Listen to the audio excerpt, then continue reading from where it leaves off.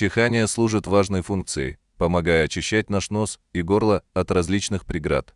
Когда мы чихаем, воздушный поток может достигать скорости свыше 130 км в час.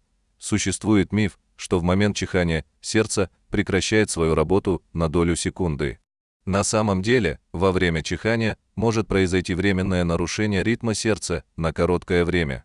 Однако следует отметить, что сердце не останавливается во время чихания.